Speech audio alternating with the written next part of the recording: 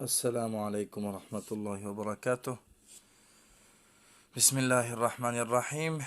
درس سیوم ما تنوین است.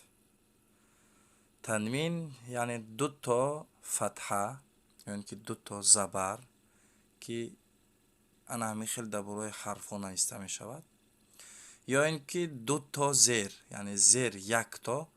مثلا اگر حرفی با باشد در تگش اگر یک تا باشد بی میخونیم، که اگر در تگش دو تا باشد بین میخونیم. همین خیلی اگر در بالای حرفی با دو تا باشد اگر بن میخونیم. حتما وقتی که تنوین ان میشود با الف هست، یعنی حرفی با توقانه و الف دارد، بن.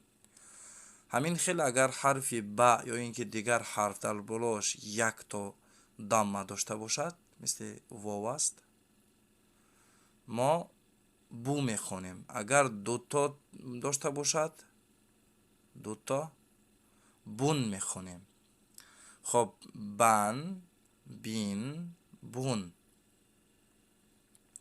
درس امروزه ما درباره تنوین میرود انشاءالله تعالی. اونقدر قین نیست. خب شروع میکنیم از اول. بن، بین، بون. یک بار دیگر. بن، بین، بون. تن، تین، تون. ثن، ثین، ثون. جن، جین، جون. حن، حین، حون. خان، خین، خون. دن. انا این حرفی یا وقتی که یگان حرکت ندارد، نقطه ندارد، در این وقت یا خونده نمی شود بلکه الف خونده می شود. در بعضی قرآن ها همین حرف یا در بالاش یک الف خوردک دارد. انا میخواد یک الف خوردک دارد، معناش یا نیست، این الف خونده می شود. اگر در تگش دو تا نقطه باشد یا اینکه در بالاش یگان فتحه، کسره، دامه داشته باشد، حرکت، در اون وقت یا خونده می شود. اما وقتی که در تگش نقطه نباشد، در بالاش زیر و زبر و پیش یا اینکه فتحه، کسره، دامه نباشد، یا اینکه در بالاش الف باشد، اگر در اون وقت ما اینا الف میخونیم. خب دن، دین، دون. ذن، ذین، ذون. ران، رین، رون. زن، زین، زون. سن، سین، سون.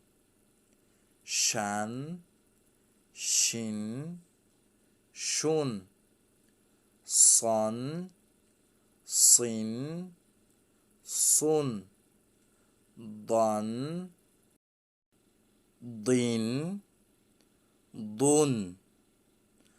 طن، طین، طون.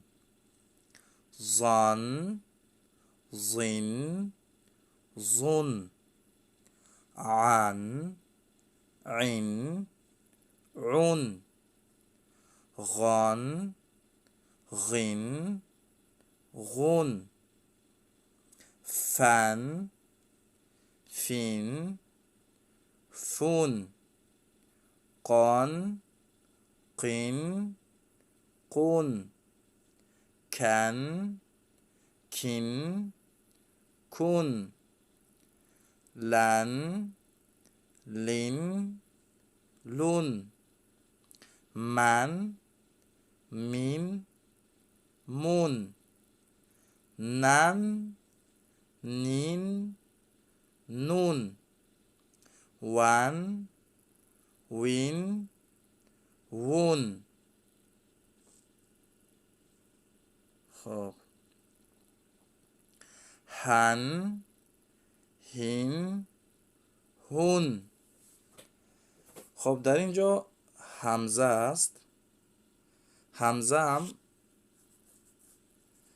اکثر وقت الف خوانده می شود وقتی که در بالاش حرکت داشته باشد، مثل یا اینکه فتحه، مثلا همزه در بالاش باشد، یا اینکه در تگش کسره باشد، یا اینکه در بالاش دامه باشد. همین طور در بالاش تنوین ان، تنوین این، تنوین اون باشد. در این حالت مثل که ان، این، اون خوانده می شود. در اینجا هم ان، این، اون خوانده می شود. خب ین، یین، یون. انشاءالله تعالی اون قدر قین نیست برای اینکه مقصد بیاموزید و فراموش نشود. فقط یک تا دفتر با قلم حاجت است که یک تا دفتر باشد و یک تا قلم بنویسید در دفتر. انشاءالله تعالی مدت یک ماه قرآن خوان میشید. مدت یک ماه قرآن خوان میشید. قرآن را با طریقی درست انشاءالله تعالی میخونید و امیدوار هستم که به دیگران هم میرسانید. خب کسی که این نوا را تا اخیر تماشا میکند به برادران خود، به دوستان خود روان کنید. انشاءالله تعالی بسیار هستند برادران، خواهران که خواهش خواندن دارند اما کسی یافت نمیشود که به آنها تعلیم دهد، یا اینکه در کار هستند وقت ندارند که به یک جا بروند و پیش کسی بروند تعلیم بگیرند. در خانه نشسته یک قلم دفتر فقط گوش میکند، مینویسد، تکرار میکند. یک ماه انشاءالله تعالی قرآن خوان میشد. السلام علیکم و رحمت الله و برکاته.